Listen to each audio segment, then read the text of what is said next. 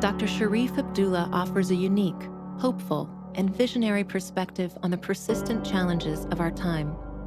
His perspective is shaped by his urban upbringing of poverty and violence, his Ivy League education, and his work with impacted communities in America and in 45 countries around the world. His spiritual outlook is rooted in the consciousness of dozens of religions, faith traditions, and spiritual practices.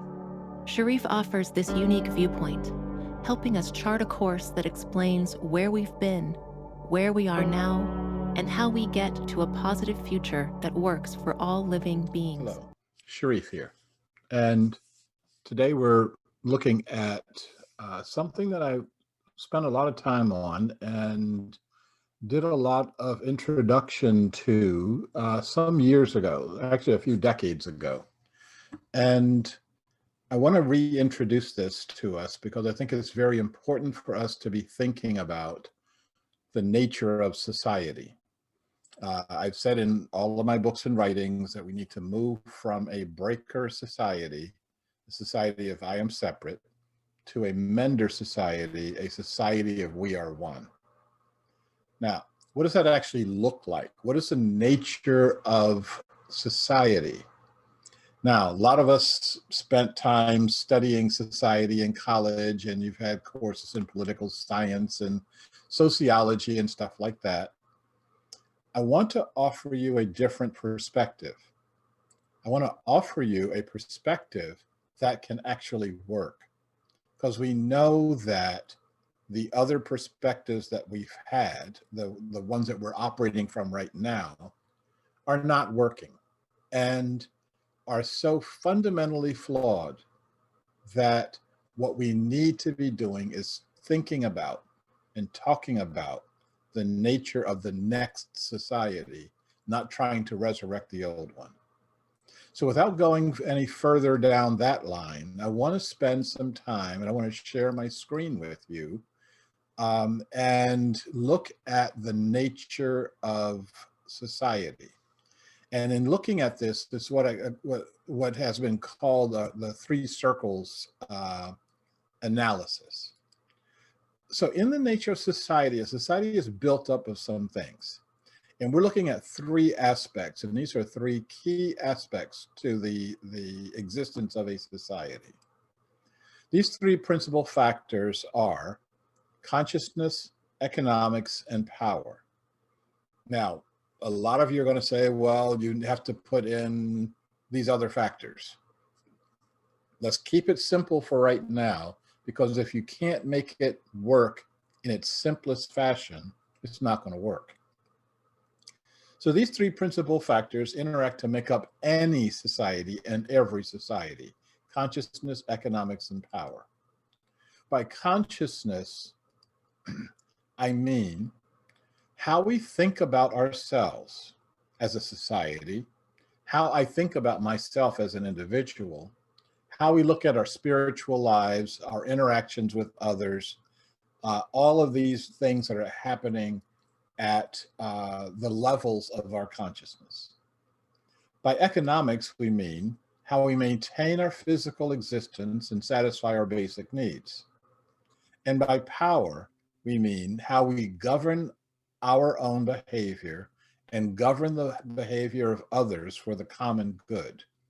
Now, we can talk about this as politics, but I try not to use that word, because when we talk about politics, we tend to talk about Democrats and Republicans. We tend to talk about the people in power and the people who don't have power, as opposed to looking at how all of us govern our behavior and govern each other's behavior, and how we identify and how we call the common good.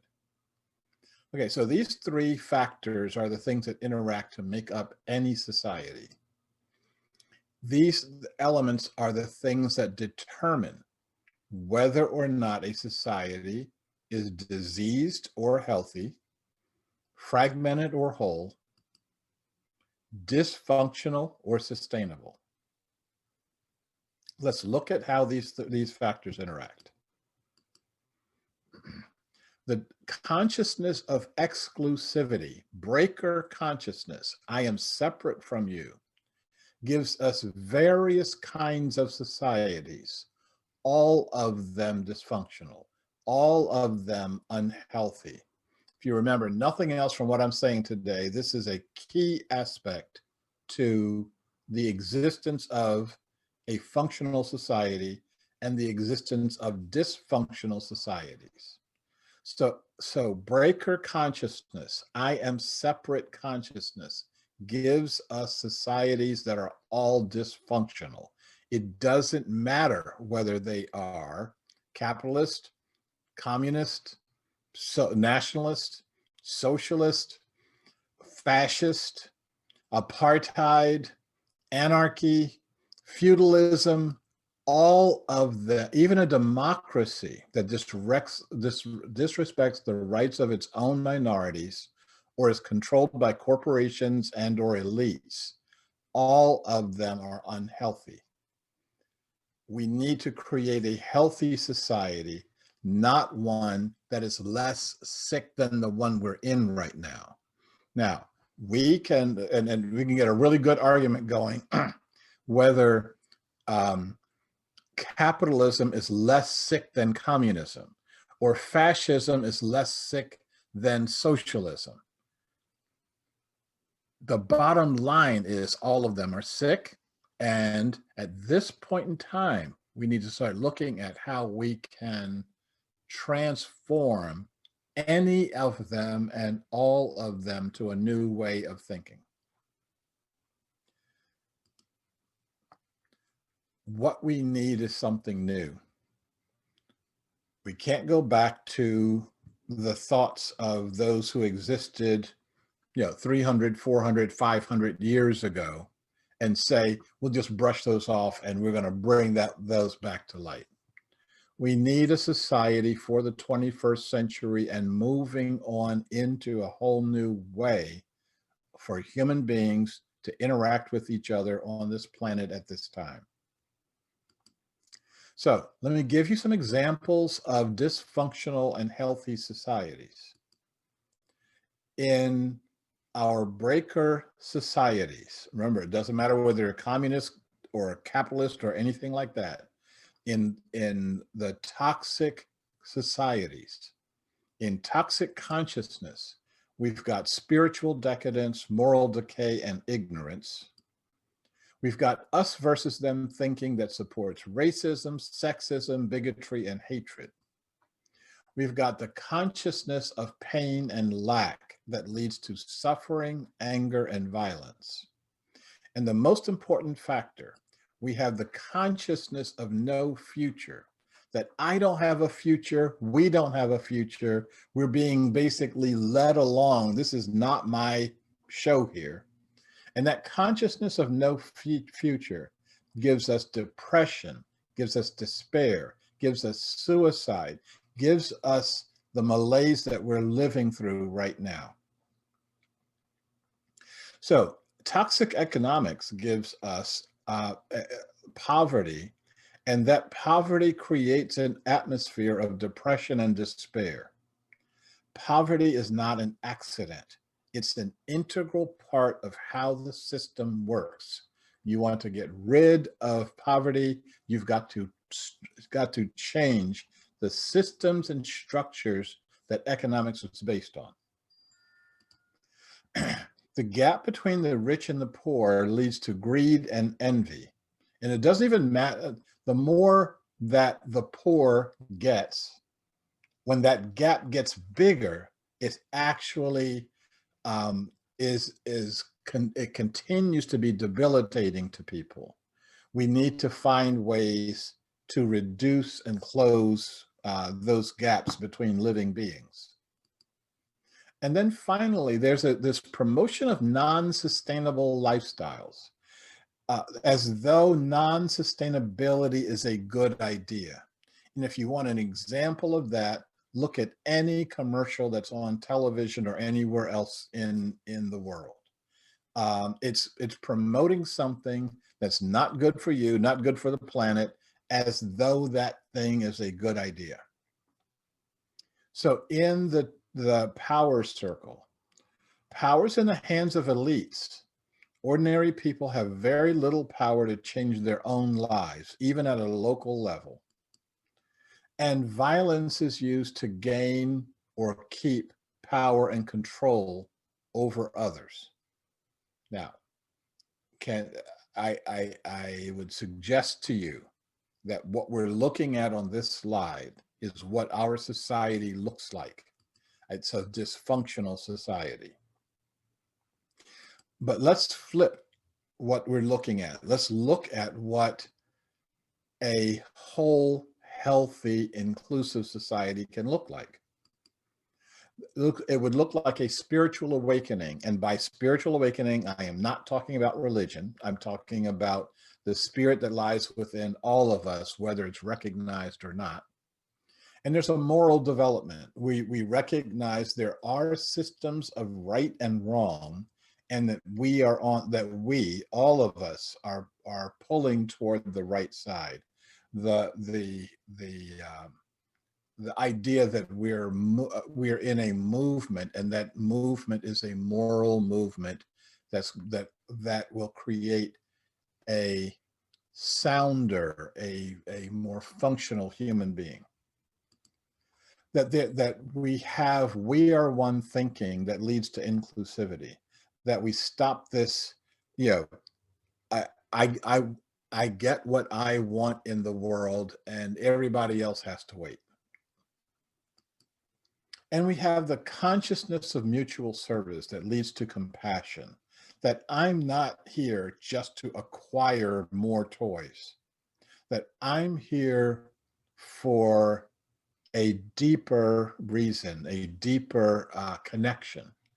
And that deeper connection has to do with how compassionate I am, how empathetic I am, how much I can be of service to myself and to others in the world. And there's a clear vision of a positive future, that I know that I am on the arc of the future. And that's a good future and a positive future, and something I can bring my children up in and my grandchildren up in. So a place where I know I belong, number one, and all others can find their place of belonging in this system. There's also in the economic sphere, a society where all basic needs are met. The idea of a society where human beings are living on the streets in the face of overwhelming richness, overwhelming economics on the part of others, that is an immoral society. We can't make America great again, if you remember that slogan, when any single one of us is not great. When any single one of us is not having their basic needs met. I'm talking about food, shelter, clothing, energy. If you're not there, and if you're living in a society like Portland, Oregon right now, where there are tens of thousands of people who don't have those basic needs met, then we're living in a toxic society. We need to be living in a healing society where all of those basic needs are met. There's a sense of enoughness that closes the gap between rich and poor. I don't need that much once I recognize how much is enough for me. In a society that practices emptiness, no matter how much I have, I don't have enough, then we have a situation where I'm constantly striving for more, and I'm constantly empty inside. We need to solve that emptiness. We need to cure the emptiness by closing that gap so that all of us recognize how much is enough. How much is enough for me and how much is enough for you may be different numbers. But the bottom line is that there is a place where I recognize that I have enough, that I am being satisfied, I'm being fulfilled. I'm being fulfilled by materiality. And then at that point, I can start looking for fulfillment in my emotional life, in my mental life, and in my spiritual life. And there's a promotion of sustainable lifestyles that we recognize that we don't have to keep buying anything. We don't have to keep selling anything. There's a place where we're all okay. Then in terms of power, we recognize that people, regular people, have power over their lives and their own destinies. That is not true right now. We recognize that democratic power is at the most local level, at the lowest possible level.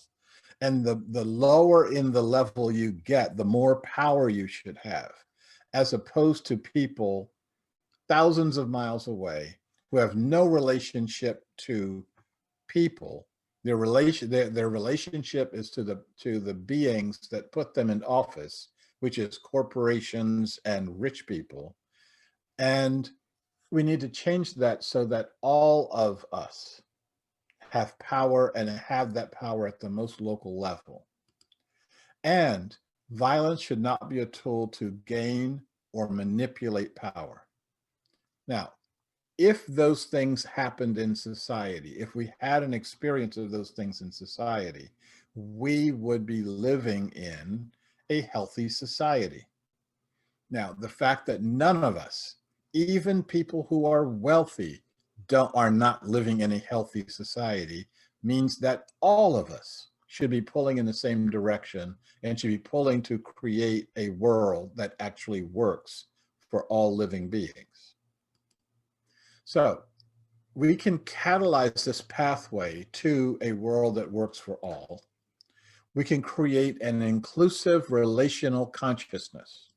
We can create inclusive relational economics. And we can create inclusive relational and transformational governance.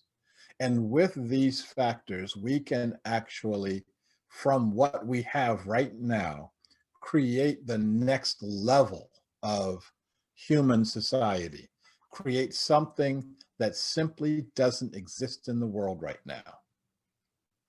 So with inclusive consciousness, we can have inclusive universal principles and values that are taken from all of the major wisdom traditions.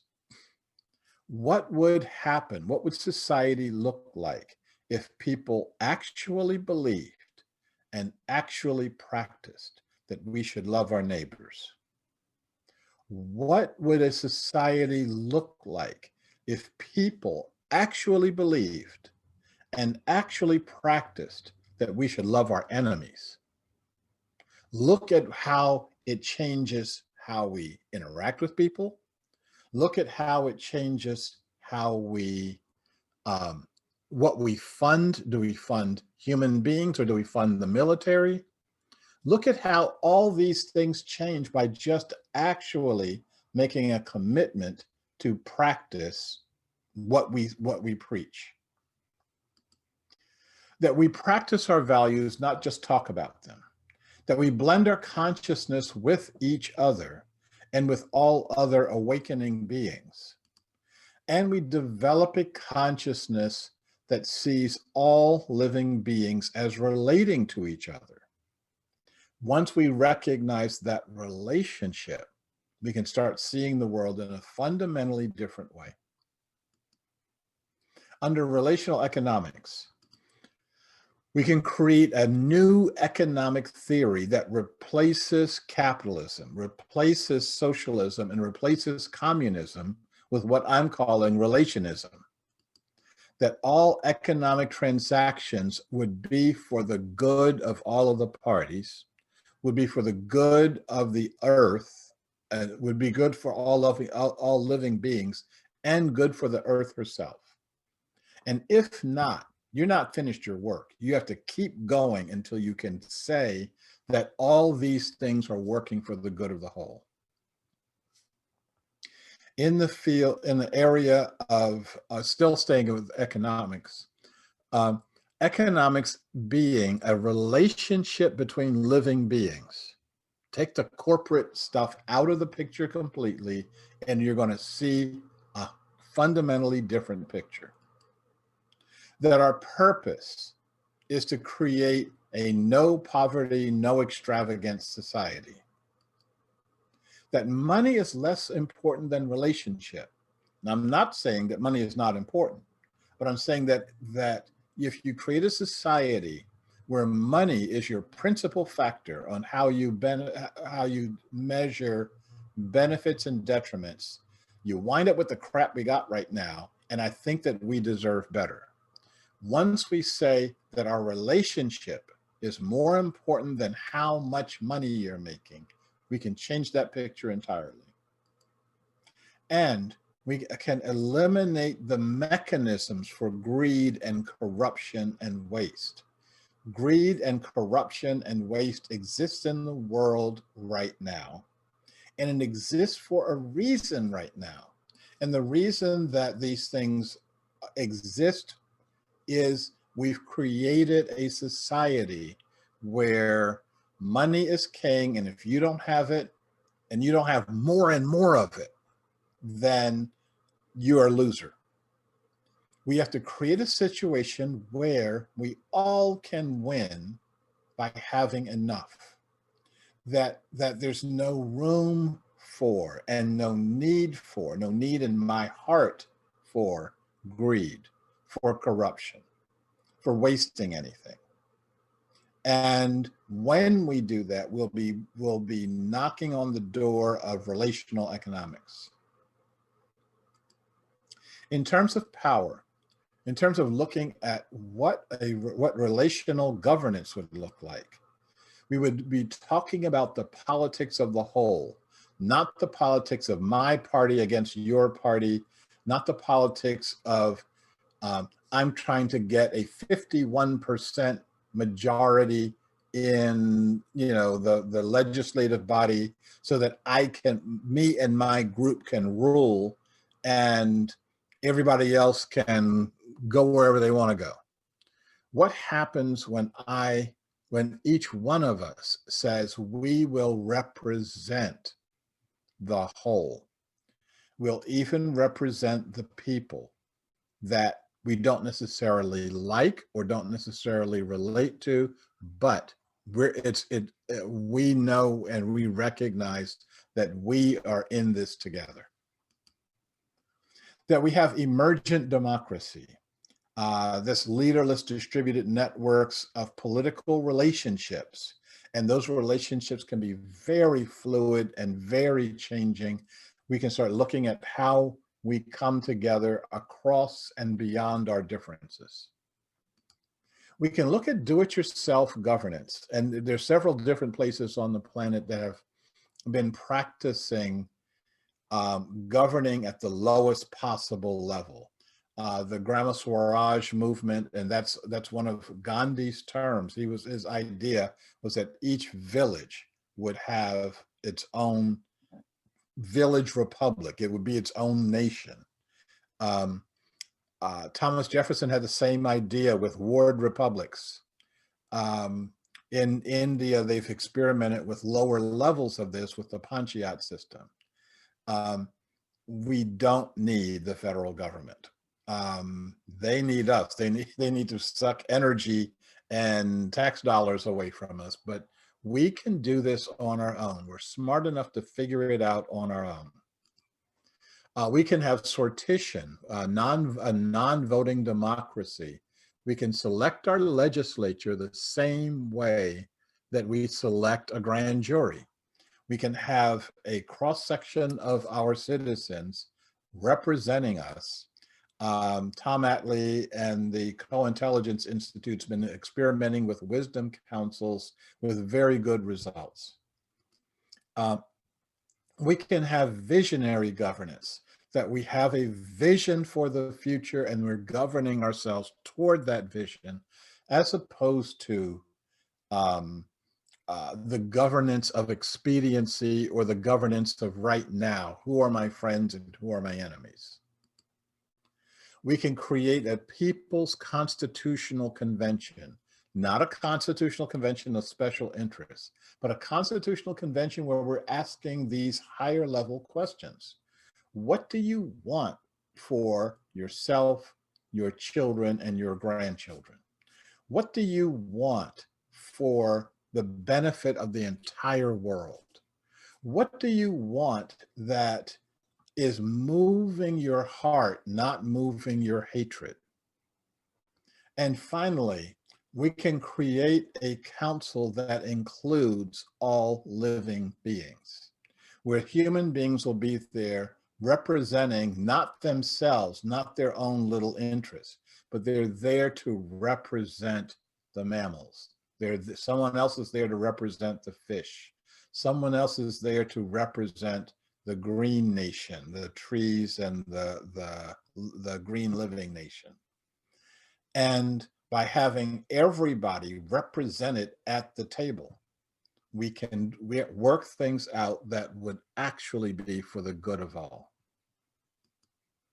So quickly, what won't work to do any of this? Reform won't work. We can tweak the edges as much as we want to, and we're going to have the same problems over and over again. Protest won't work. Hoping for, just kind of closing your eyes and hoping for the best won't work. The progressives and the conservatives working alone will not be able to create a healthy, inclusive society. We've got to let go of all of the hatred, animosity, and suspicion and say, yeah, the house is on fire. We can put it out, but in order to put it out, we've got to work together. A relational society is not one world government. It is not a utopian fantasy. It is not a conflict-free world. We will learn how to conflict with each other gracefully. We'll learn how to fight without pulling away from each other. And once we learn that, we will learn how that instead of having enemies, we've got dance partners. So what's common about all this stuff is our values. And by having a common set of values, we will then be able to apply those values in the situations that we've got in our world and in our society. Okay. This was long, but obviously this is an awful lot of material to go through in a very, very short period of time. I've had lots of people tell me, oh, this aspect of what you just said won't work, and that aspect of what you just said won't work. Fine, come up with your own. But we've got to do something, except this one, because it's right here. If you don't want to, then come up with your own that's going to work. But I challenge you, it's got to work for all. And I don't mean all the people you like, or all the people who look like you, or all the people who voted for you. I mean all of the living beings on this planet. I believe it can be done. I believe that our challenge is to make that happen. I think that all of us are on the path of it right now. But in order to stay on this path, we've got to accept our reality. We're on the Titanic. There's a big hole in the bottom of it. It's filling up, and we can do something about it. Can't patch the hole. The hole's too big. But there are some boats over here on the side, okay? Maybe some party boats for us. And what we can do is switch to another world, another way of looking at it, another society. This is the challenge that's in front of us. I wish all of us well on this journey, even those who don't think that we're on a journey right now, even those who think that because President-elect Biden was elected, They can go back to sleep now that the Titanic isn't sinking anymore. That what we can do, all of us can do, is start looking at how we do this and how we do this together. So thank you very much for listening, and I look forward to your comments. Thank you. Bye. You are invited to participate in the discussions and activities that will define a positive future for all. We are at the cusp of the expansion of our human consciousness, beyond the limitations of our past. Together, we can envision a world that embraces our human potential. Together, we can create a world that can truly work for all living beings.